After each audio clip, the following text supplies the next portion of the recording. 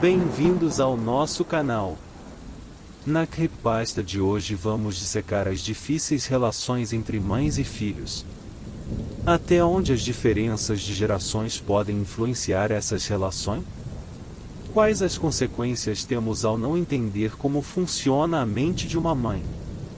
Não se esqueça de se inscrever no nosso canal e ativar as notificações para receber os próximos vídeos. Não se esqueça também de deixar seus comentários e compartilhar essas histórias com seus amigos. Pegue sua batatinha frita e seu copo de suco de acerola e vamos desvendar juntos essa história empolgante. Vamos juntos pela escuridão. Melinda odiava dirigir à noite. Ela fez o seu melhor para evitar isso.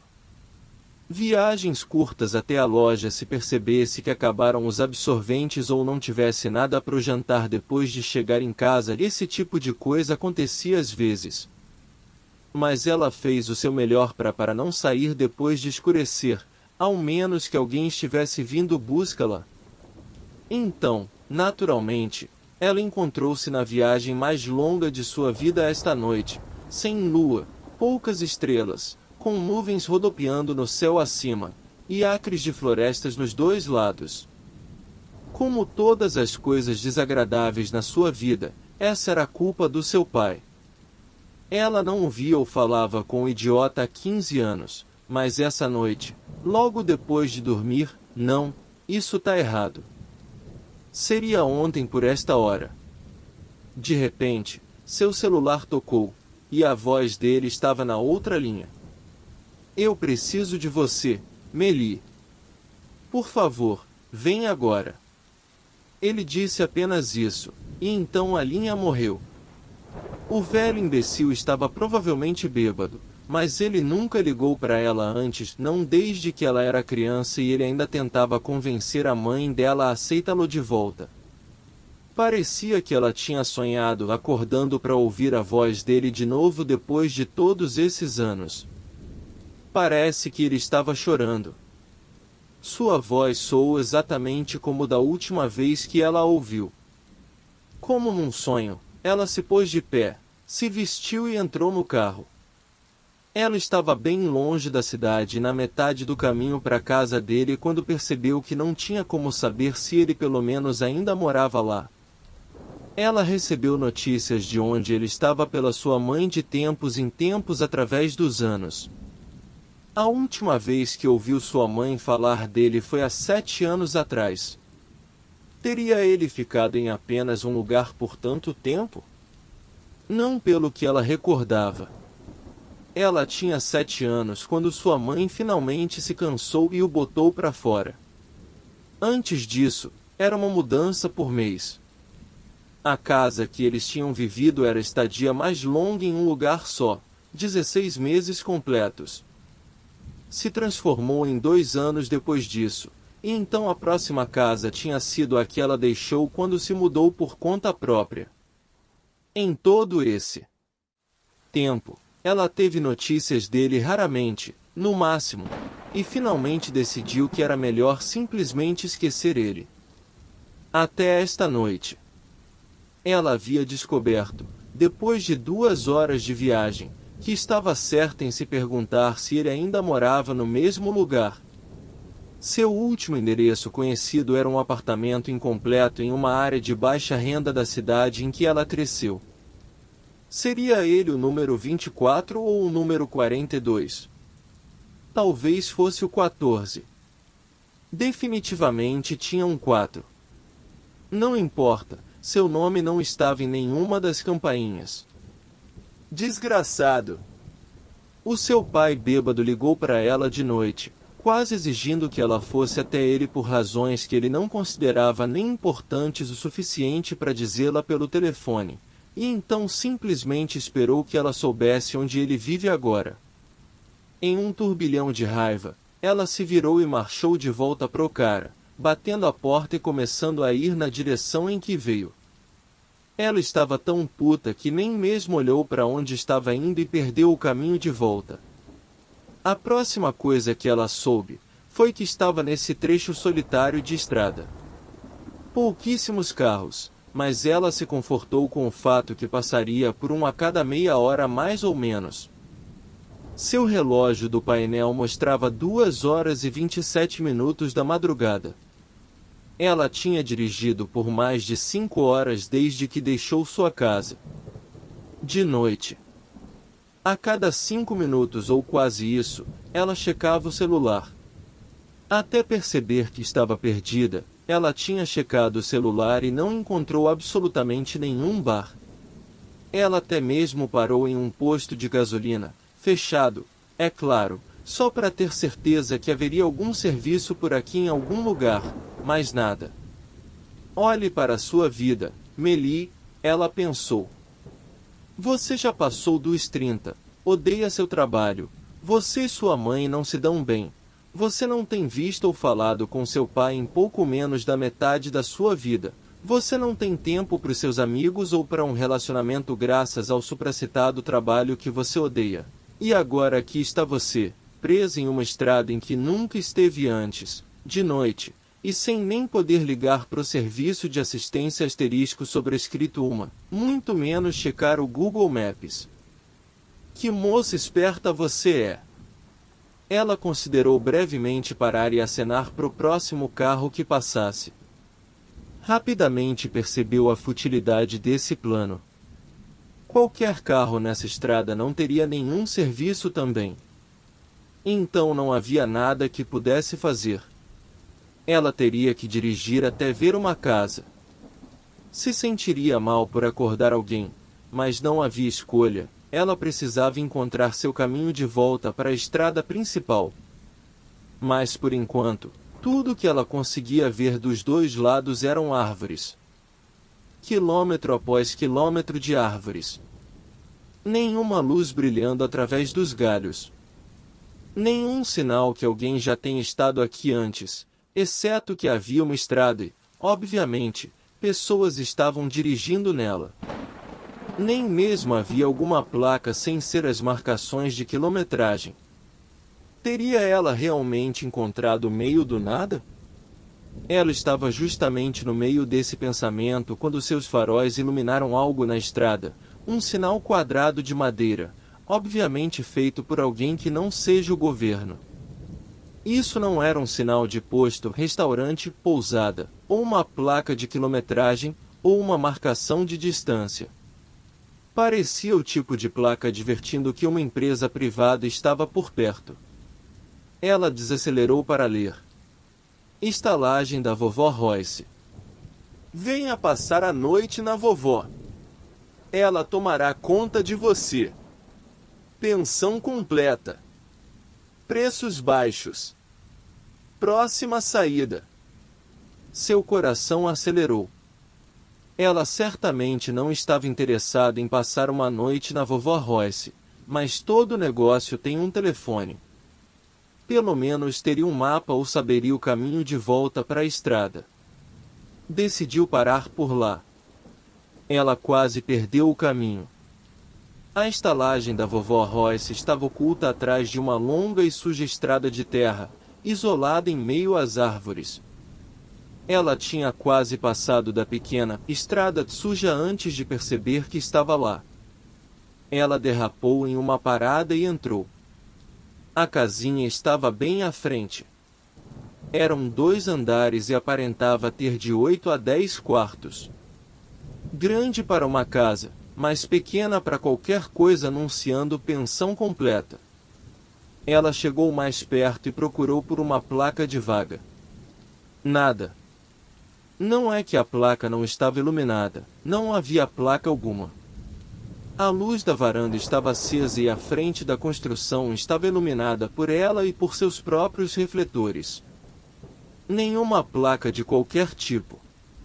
Ela quase se perguntou se não estava no lugar errado, mas estava certa que não viu nenhuma outra saída entre a casa e a placa de anúncio. Ela fez uma pausa na entrada da garagem e olhou para o celular de novo. Ainda sem serviço. Fez uma busca rápida por qualquer sinal sem fio disponível. Para sua completa falta de surpresa, não havia nenhum. Nem mesmo um protegido. Não há ninguém aqui senão eu, ela pensou. Neste ponto, ela não estaria surpresa se encontrasse a casa vazia também.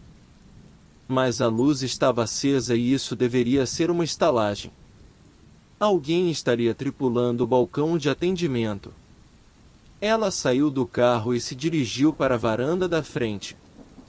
Enquanto ela se virava para se certificar que as luzes do carro piscaram quando apertou o botão de trancar das chaves, ela pensou ter visto um lampejo de movimento nas árvores. Algo de forma humana. Ela parou e olhou de novo. Nada. Decidiu que foi só imaginação. Na porta da frente, ela hesitou.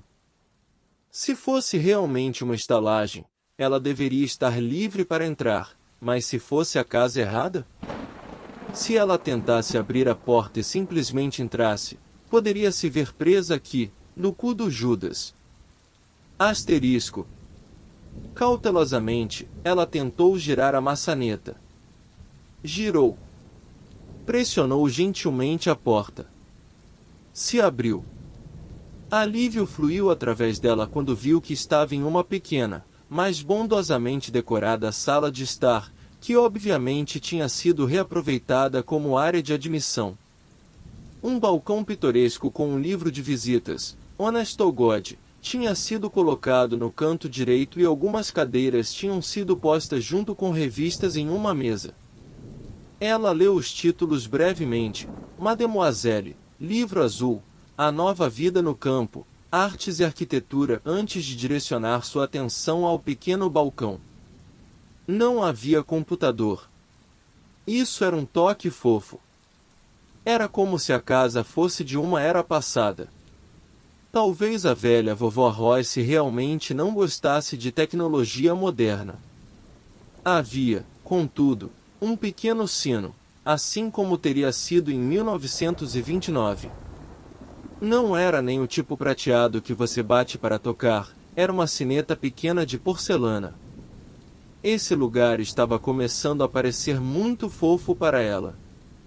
Por favor, que ela tenha um telefone, e, por favor, que use numeração de escada, não os sistemas centrais da década de 50. Asterisco sobrescrito 2. Ela pegou o sino e deu uma balançada. Por um tempo, nada aconteceu. Então ela viu uma luz vindo do cômodo dos fundos e a sombra de uma mulher idosa brotou na parede. A sombra se aproximou dela e, em alguns segundos, ela viu sua dona, vovó Royce, que talvez parecesse como toda avó em todo livro de história. Bom, que surpresa, ela disse. Minhas terras. Bom dia, minha cara. Perdoe meu atraso, mas faz um bom tempo desde que tive visitas a essa hora. Posso saber seu nome, querida? Vovó Royce era pequena, seu cabelo cinza preso em um coque elegante atrás da cabeça, um vestido que parecia ter pertencido a um cidadão idoso nos anos 20, e um suéter rosa desbotado. Melinda pensou que ela parecia exatamente como ela teria desejado que sua avó fosse, mas a mão de sua mãe morreu quando ela era menor, e ela nunca conheceu a mãe do seu pai. Quase dói negar o serviço desta pequena e doce mulher, mas, no entanto, ela tinha que chegar em casa. Na verdade, me desculpe, ela começou. Mas o fato é que estou perdida. Eu nem tenho certeza da direção em que estou. Oh, pobrezinha, disse vovó Royce. Sente-se e deixe-me te preparar um chá, ou alguma coisa. Você deve estar com frio. Sério, muito obrigada, mas eu estou bem, Melinda disse gentilmente. Eu só preciso usar o telefone, se puder, ou se você tiver um mapa, mesmo isso seria adorável. Eu realmente vivo só algumas horas daqui. Ela parou, sem saber se estava mesmo certa sobre isso. Ela facilmente poderia ter dirigido mais essas 5 horas inteiramente na direção errada. Oh, querida, disse tristemente a mulherzinha. Me desculpe, meu doce, mas as linhas telefônicas estão desligadas. E quanto ao mapa, bom, eu costumava ter um, e se eu procurar, ainda posso encontrar, mas acho que provavelmente ele está muito desatualizado agora. A estrada mudou desde então, eu sei bem. O coração de Melinda apertou. Como sua sorte poderia piorar? Sem telefone, celular ou linha, e sem mapa. O que ela poderia fazer? Ela tinha que voltar para casa. Esperava-se que ela trabalhasse às 8 da manhã do dia seguinte. E por que as linhas telefônicas estavam desligadas? O clima estava um pouco frio, mas límpido. Estariam consertando alguma linha ali por perto? Ela disse a vovó Royce o nome de sua cidade, mas a vovó só disse: acredite ou não, eu nunca ouvi falar desta cidade. Como você disse que era o nome? Ela disse de novo. Não me soa familiar. Me desculpe, mas eu não poderia dizer em que direção está. Por que você não passa a noite aqui, docinho? Eu te darei um desconto pelo seu problema. Obrigada. Isso é muito gentil da sua parte, mas eu tenho que trabalhar amanhã e preciso voltar para casa. Eu não tenho nem certeza por que sai esta noite. A única razão que eu tinha não parece importar mais. Querida, eu não recomendaria tentar dirigir de volta tão longe esta noite, vovó Royce disse. Porque são quase 3 horas da manhã, e você não dormiu nem um pouco. Talvez as linhas estejam funcionando de manhã, e você pode ligar para seu trabalho avisando que chegará atrasada. Isso não vai funcionar também, ela respondeu. Eu sou a abridora. Ninguém estará lá. Não, me perdoe, eu realmente preciso ir. Vou me dirigir na outra direção até encontrar a estrada em que eu estava. Com isso, a expressão da vovó Royce, já com um tipo de preocupação, pareceu mudar de alguma forma, para o medo. Ela parou, olhando para Melinda como se quisesse dizer alguma coisa para mantê-la lá dentro. Finalmente ela disse, relutantemente, tudo bem, querida, se você tem certeza. Apenas seja cautelosa agora. Não fale com ninguém até que esteja de volta na estrada. Este último aviso pareceu meio bobo. Depois de tudo, o que era Melinda, uma garotinha? Ela agradeceu a vovó Royce por sua gentileza e seguiu de volta para o carro. Quase no meio do caminho até o carro ela lembrou pensar ter visto algo se movendo nas árvores. Seus olhos examinaram ambos os lados da pequena clareira isolada em que estava, procurando por qualquer coisa que parecesse estar se movendo por conta própria, não sendo empurrada pelo vento. Ela não viu nada. Satisfeita, se dirigiu ao carro. Todos os 4 pneus estavam furados. Droga! Ela se abaixou e viu longas marcas de corte em cada pneu. Alguém nesse pedacinho de mato cortou seus pneus no tempo em que ela levou para descobrir que não tinha nenhuma forma de entrar em contato com ninguém esta noite. Crianças de uma fazenda local têm que ser, ela pensou sombriamente. Nada para fazer, então você poderia muito bem sair e cortar pneus. Ela parou e caiu na real. Não iria a lugar algum esta noite. Ela não tinha nenhuma escolha agora, teria que passar a noite aqui até de manhã, quando, esperançosamente, as linhas telefônicas estariam ligadas e ela poderia ligar para alguém do emprego ir em seu lugar, e então para o serviço de assistência tratar dos seus pneus. Suspirou e andou de volta até a casa. Ela podia ouvir vovó Royce enquanto andava de volta para seu quarto. Ela já tinha desligado as luzes, resignado ao seu destino. Melinda tocou a campainha de novo. É você, senhorita? Ela ouviu a vovó chamando. Sim, sou eu, ela respondeu. Me desculpe pelo incômodo. Meu nome é Melinda Orton, Perdão por nunca ter mencionado antes. Eu acho que vou querer um quarto para essa noite, se a oferta ainda está de pé. Oh, é claro que está, querida, disse vovó Royce, reentrando no quarto e acendendo as luzes. Melinda. Oh, esse é um nome bem bonito, querida. Vamos te situar. Você põe seu nome e a hora que chegou naquele livro ali e eu te darei uma chave. Todos os quartos de hóspedes estão no segundo andar, e só há alguns restando. Há outras pessoas aqui. Isso era surpreendente. Nem mesmo um carro esteve no gramado da frente quando ela entrou. Oh, sim, senhorita Melinda. Vovó estava mexendo no quarto adjacente. Senhor Norris, o jovem Calvin, há alguns de nós aqui. Ela voltou com uma chave na mão. Só por curiosidade, o que te fez mudar de ideia? Ela pareceu se animar enquanto fez a pergunta, como se estivesse aliviada que Melinda ficaria, afinal. Oh, provavelmente são apenas crianças da redondeza pregando uma peça, ela disse.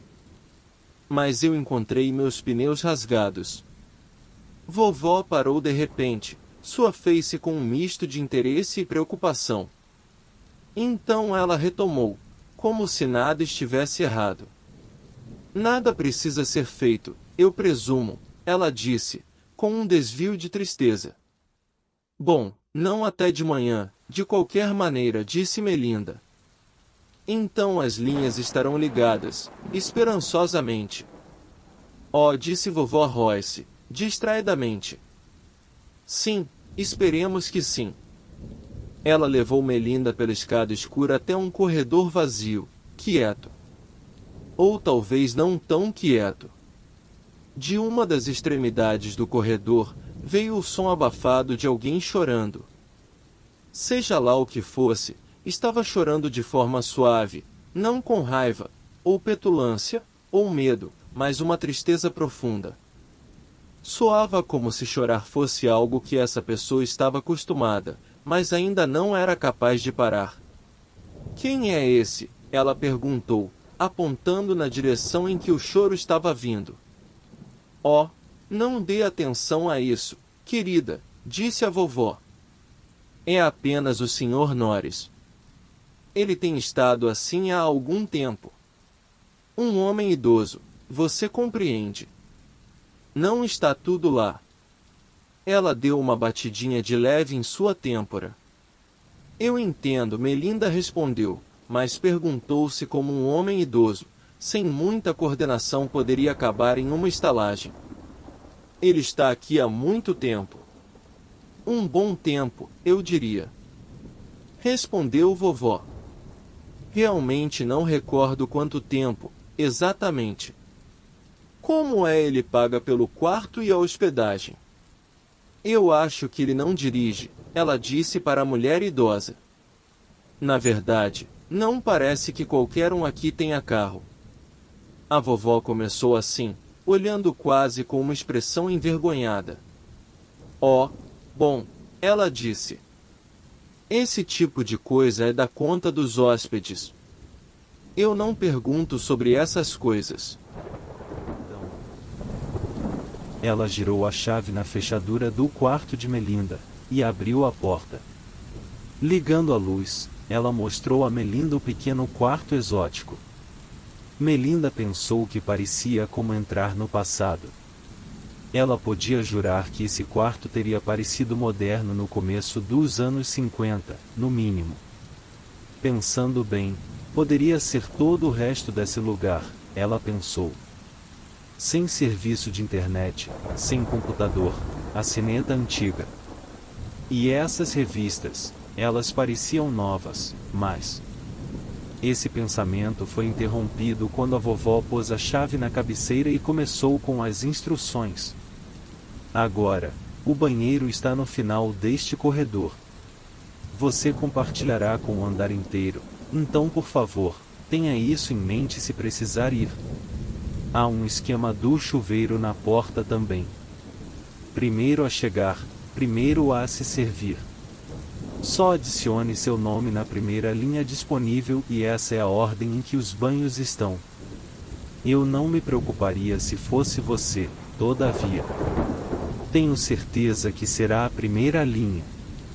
Eu acordo pontualmente às 6 horas e faço o café da manhã, mas deixa na hora em que estiver pronta e eu prepararei alguma coisa para você. Oh, e uma última coisa, minha querida. Eu aconselharia fortemente a não sair da casa até o sol raiar. Nunca se sabe o que poderia acontecer lá fora, no escuro. É claro, ela respondeu. Eu nunca iria lá fora no escuro se não precisasse. Ela parou com essa carreira de pensamentos bem no começo. Depois de alguns minutos, estava sozinha. Sozinha, sem nada para vestir, e nada para tomar banho, escovar os dentes, ou pentear o cabelo de manhã. Ela sentou na cama e olhou pela janela, que dava para frente. Seu carro permanecia onde ela o havia deixado, a única coisa em milhas de distância que parecia pertencer ao seu mundo. E um caro e enorme peso até eu poder me comunicar com alguém, ela pensou amargamente. Apesar do aconchego do quarto, ela se sentiu indisposta a levantar e apagar a luz. De alguma forma, o pensamento de ir dormir nesse quartinho retrógrado pareceu inconcebível. Então, ao invés de dormir, continuou sentada, olhando fixamente para fora da janela. Uma figura em preto se destacou das sombras das árvores e fez seu caminho até ao carro. Que diabos! Ela saltou e correu até a janela. A figura era alta, e parecia estar vestindo uma capa feita da noite. Ela viu como se seu braço estivesse estendido. Em sua mão estava um punhal longo e denteado. Ele arrastou o punhal através do lado do carro, deixando uma longa marca de corte na pintura e no metal. Ei! Ela gritou. A figura continuou fincando a adaga. Ela estendeu a mão para abrir a janela. Não se moveu. Procurou por uma fechadura, mas não conseguia ver nenhuma. Ei! Ela gritou de novo. Dessa vez a figura levantou a cabeça. Ela podia ver a cintilação de 2 olhos embaixo do capuz. A figura levantou a adaga, lentamente, com determinação. Apontou diretamente para a face dela. Ela saltou da janela e correu até a porta. Um barulho do outro lado a deteve. Passos. Passos arrastados e trêmulos. E chorando. O som de uma pessoa para que a tristeza profunda e apetecível é uma forma de vida. Sr. Norris.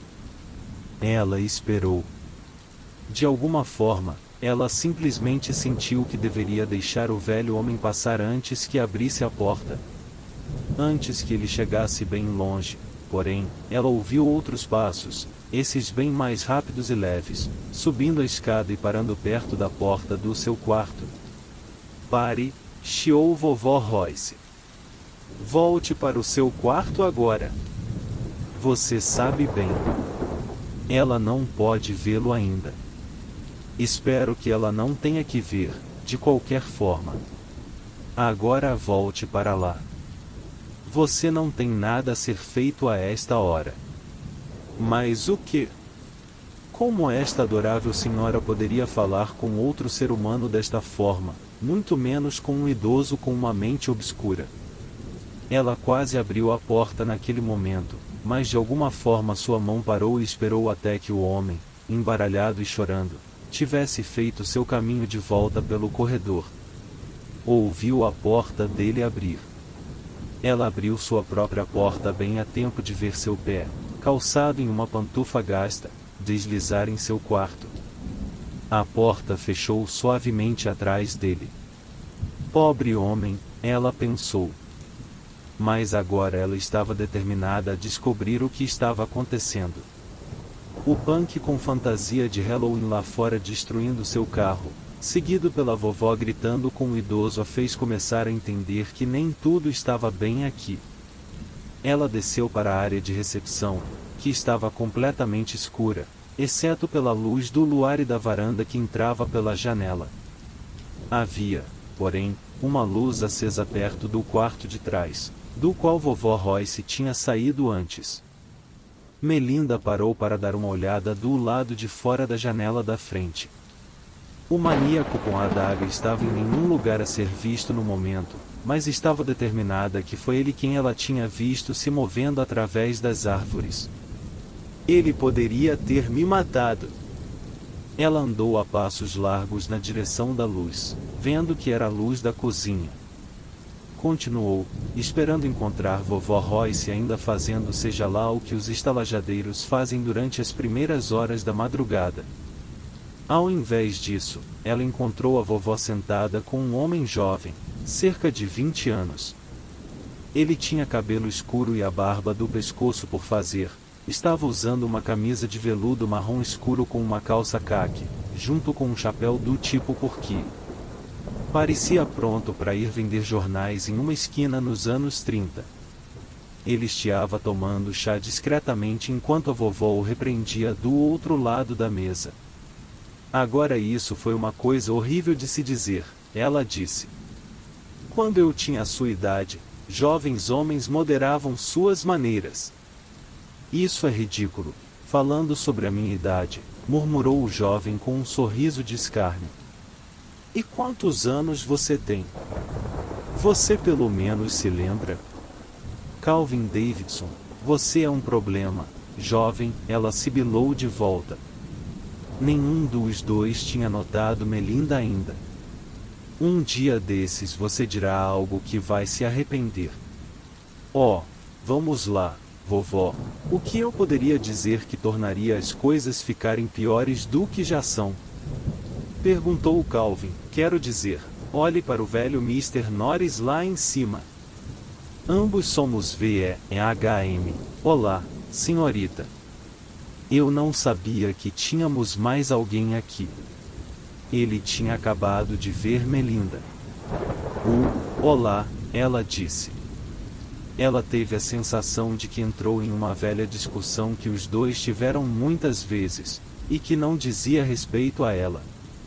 Seu medo e raiva foram esquecidos no momento.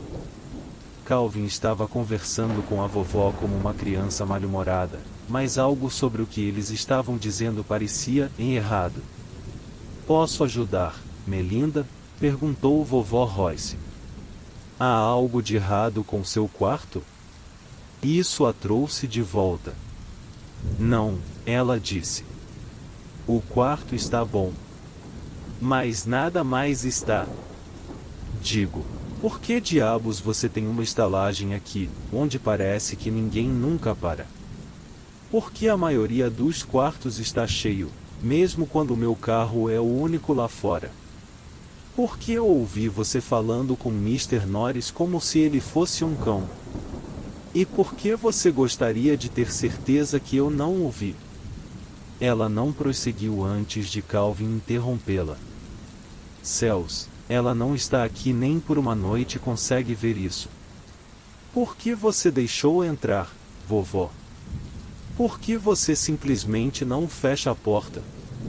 Inferno, se eu pudesse derrubar aquela placa, não acha que eu teria feito até agora? Pombas. Asterisco sobrescrito 3.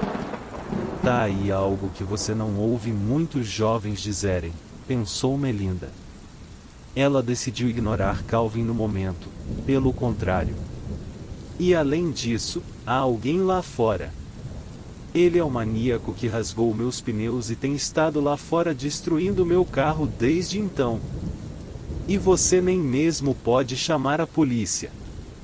Vai me dizer que você nunca teve vândalos aqui antes? Houve uma longa pausa no quarto. Nem a vovó nem Calvin pareciam dispostos a rompê-la. Calvin coçou o pescoço. Pela primeira vez, Melinda notou um corte vermelho em sua garganta, meio escondido pelo colarinho. Parecia tanto uma cicatriz bem recente quanto uma ferida ligeiramente curada. Escute, senhorita, eu não sei o seu nome, ele disse finalmente. Melinda, ela disse a ele. Melinda, ele repetiu. Melinda, eu acho que você deveria se sentar. Tenho que te dizer algo que você pode achar preocupante. Melinda não gostou como ele disse isso. Ela também não gostou da forma que seu tom tinha mudado de uma criança mal-humorada para um adulto sério. Ele parecia vários anos mais novo que ela, mas estava falando como se fosse seu tio, ou seu chefe. Ele engoliu um gole de chá e suspirou. Então ele olhou-a direto na face e disse: a razão pela qual eu não tenho um carro lá fora é que quando eu cheguei aqui, ninguém da minha idade, ninguém no meu ramo de trabalho teria possuído um carro. Teria parecido como um sonho impossível. O que e do que você está falando? Ela perguntou, hesitantemente. Eu trabalhava em uma fábrica têxtil, ele disse. A fábrica foi fechada no tempo em que cheguei aqui. A maioria dos negócios foram. Então eu me virei, um andarilho procurando qualquer emprego que pudesse achar. E eu parei aqui. Para sempre. Negócios estavam sendo fechados, e eu não entendo, disse Melinda. Nós estamos passando por tempos difíceis agora, mas as empresas estão, em sua maioria, abertas. Não antes, elas não estavam, disse Calvin, tristemente. Eu cheguei aqui em 1929. Melinda piscou. Algo tinha explodido atrás dos seus olhos. Esse lugar era novo antes, disse vovó. Meu marido e eu tínhamos acabado de abrir. E o jovem Sr. Calvin era um doce jovem rapaz de 16 anos. Ofereci-me para contratar sua ajuda, apesar das objeções do meu marido. Bom, meu marido era um homem bem intencionado, mas sabia como ser mão de vaca. Foi um ano depois que eu contratei Calvin que o Sr. Royce morreu. Calvin e eu temos estado aqui desde então. E a cada poucos anos, alguém se junta a nós. Sim, Calvin interrompeu. Senhora Tilly foi a primeira, era uma mulher de má reputação que correu até aqui, grávida e com medo de que o homem que iria montar seu negócio em Nova York fosse encontrá-la e matá-la. Ela e aquele bebê. Ele cessou, agora parecendo a ponto de chorar. E então, disse vovó, tinha o Sr. Standish. Ele era um ministro viajante. Ele não viaja mais. Sr. Norris chegou aqui em 1969, disse Calvin, sua história é provavelmente a pior. Ele era ele era um ladrão de bancos, veja. Carregava uma pistola. E ele não gostava de saber por quanto tempo nós tínhamos estado aqui. Ele fez uma pausa, levantou-se e caminhou até a janela da cozinha. Ele tentou sair por conta própria, entende? Não é o primeiro a tentar isso, esse foi eu, na verdade. Eu o avisei para não tentar, mas ele não quis ouvir. Mas quando chegou lá fora, e encontrou-se com ele. Calvin. Chiou vovó. Nós não falamos sobre isso. Ela tem que saber, disse Calvin. Não há sentido nela descobrir lentamente. Ainda há uma chance para ela, disse a vovó em um sussurro. Tudo o que ela tem que fazer é esperar até de manhã. Ela não vai esperar até de manhã, disse Calvin com algum remorso em sua voz. Ninguém nunca espera até de manhã. O fato dela ter vindo aqui embaixo é a prova suficiente disso. Além disso, que bem ela realmente teria feito? Seu carro é inútil. Não temos telefones aqui.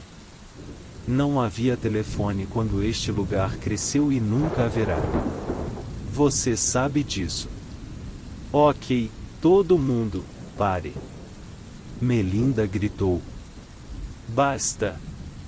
Agora, vocês não podem me manter prisioneira aqui e eu não tenho intenção de ficar nem mais um pouco. Apenas aquele maníaco empunhando a faca lá fora está me impedindo de correr até a estrada nesse minuto. Agora, eu preciso saber o que realmente está acontecendo aqui e preciso saber disso já. Nós estamos falando a você, Calvin disse. Vovó pode não querer que você saiba tudo, mas você precisa.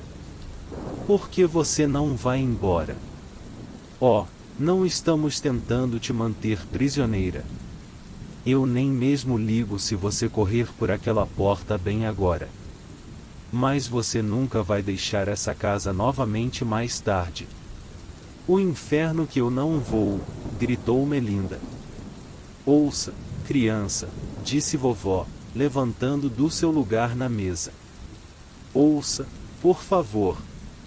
Nenhum de nós quer te machucar, minha querida, nem mesmo o Sr. Norris. Há pouca coisa que ele pode fazer mais, e ele sabe disso. É por isso que ele está lá em cima, chorando o tempo todo. Mas estamos presos aqui, todos nós. Eu esperava que houvesse uma chance pela qual você correria pela manhã, mas Calvin está certo. Não há garantia que você esteja segura de manhã, de qualquer forma. Mas, que diabos e tem de errado com este lugar? Disse Melinda, sufocando. Ela estava começando a desmoronar. Podia sentir as lágrimas emergindo dos olhos. Foi cerca de um mês depois que o Sr. Royce morreu, disse Calvin, quando ele veio. Ele estava usando aquele manto preto, comprido, carregando aquela adaga ridícula. O vi quando eu estava aparando os arbustos dos fundos. Eu o disse que ele precisava sair daqui, porque não gostava da sua aparência. Ele se moveu tão rápido que eu não o vi chegando. E ele me pegou. Daqui, Calvin tocou seu pescoço. Até aqui. Ele tocou seu abdômen inferior, do lado oposto ao corte no pescoço. Ele começou a tirar sua camisa. Melinda quase vomitou. Sob sua camisa, estava um corte feio, longo e profundo, e ainda estava vazando sangue. Ela podia ver ossos, músculos e intestinos se contorcendo daquela ruína destroçada. Eu morri naquela noite, disse Calvin. Mas então não morri. A próxima coisa que eu sabia foi que eu estava sendo arrastado para dentro da casa pela vovó, e quando acordei, eu quase a matei de susto. Ela estava certa de que eu tinha partido. A questão é, eu tinha. Mas estava acordado. Eu conseguia falar, andar, fazer qualquer coisa que podia enquanto estava vivo. Bom, exceto ter prazer ou nutrição com qualquer alimento ou bebida. Eu ainda bebo este chá porque ele impede que minha pele se torne acinzentada. Aprendi isso cerca de 50 anos atrás. Ele não foi embora, porém, vovó interrompeu. Eu saí para lidar com ele, carregando meu machado. Ele o tomou e enterrou nas minhas costas. Eu não vou te mostrar a ferida, querida. Calvin não deveria ter mostrado a dele, tampouco. Ninguém deveria vê-la. Mas é assim que ele trabalha, Melinda, continuou Calvin. Ele tem aquela faca, mas se você tentar utilizar qualquer arma contra ele, ele apenas se move como ele faz e atira de você. Você nunca tem uma chance. Ele usa seja lá qual arma com que você tente derrubá-lo para acabar contigo. Mr. Norris aprendeu isso na maneira difícil. Isso não está acontecendo. Melinda estava pronta a desmoronar. Ela tinha que se manter firme. Ela tinha que sair daqui, de alguma forma. Nada disso estava certo. Nada disso poderia ser real. Era tudo um sonho, muitas coisas não faziam sentido. Seu pai ligando para ela de repente. ela saindo para encontrá-lo sem pensar duas vezes. Perder-se tão rapidamente, e de forma tão irreversível. Nenhum serviço de celular em qualquer lugar nesta estrada. Este lugar e tudo sobre ele. Ela estava sonhando, tinha que ser isso. Mas se fosse, ela iria sobreviver a esse sonho. Ela se virou e correu para as escadas. Sua bolsa ainda estava em seu quarto, mas ela iria pegá-la e partir. Já teve o suficiente. Vozes protestantes começaram a balbuciar atrás dela, mas ela não se importava nem um pouco. Mr. Norris estava esperando no topo das escadas. Ao contrário do que vovó Royce descreveu dele, ele não era tão velho assim. Não tinha mais do que cerca de 40 anos.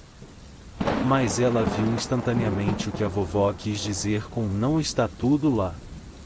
A metade superior da cabeça do Sr. Norris parecia normal, como um homem razoavelmente atraente, com cabelo escuro salpicado com cinza aqui e ali.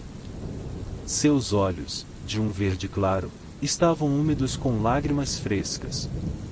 A metade inferior do seu rosto era uma ruína de fragmentos de ossos, músculos destroçados e sangue.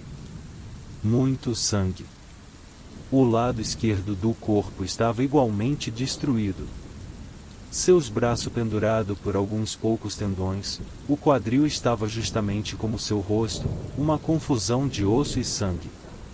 Ele manteve sua mão boa no corrimão enquanto cambaleava na direção dela. Atrás dele estava uma jovem mulher de sutiã e calcinha.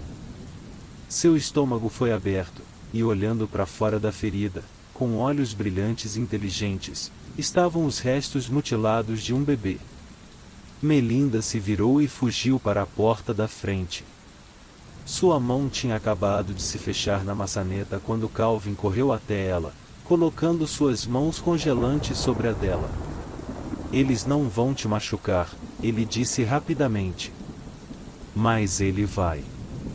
Se você pisar lá fora por mais de alguns momentos, ele vai te matar, e vai doer. E continuará doendo. Para sempre. Depois de um tempo você aprende a lidar com a dor, mas ela nunca vai embora." Soluçando, ela fez a pergunta que teve medo de questionar desde chegou aqui. "Quem é ele?" "Não sabemos", disse vovó, por trás de Calvin. "Ele apenas chegou aqui, e não vai embora. Ele gosta de nos observar, e fazer coisas para nos incitar a sair de novo. Assim que alguém sai, ele lhes machuca mais. Mas não importa quantas vezes ele nos mate, nós não morremos. Acredite em mim quando eu digo, todos nós desejamos que pudéssemos." Melinda já tinha tido suficiente disso. Ela empurrou Calvin pro lado e abriu a porta. Ele estava em pé na varanda. A adaga estava estendida bem na frente dele, no nível do rosto. Melinda correu até ele em disparada, o punhal perfurou seu olho direito e sua ponta deslizou pelo meio, saindo do outro lado. Ela só conseguiu ver o sorridente rosto branco e puro do seu assassino, antes de tudo ficar preto. Algumas poucas horas depois, a casa irrompeu em gritos vindos do andar de cima, enquanto Melinda acordou em um mundo de dor, do tipo que ela nunca tinha conhecido. Esperamos que vocês tenham gostado dessas duas histórias de terror. Se você quiser mais conteúdo assustador, não deixe de se inscrever no nosso canal e ativar as notificações, para não perder nenhum vídeo novo. Agradecemos por assistir e esperamos vê-los novamente em breve. Até a próxima!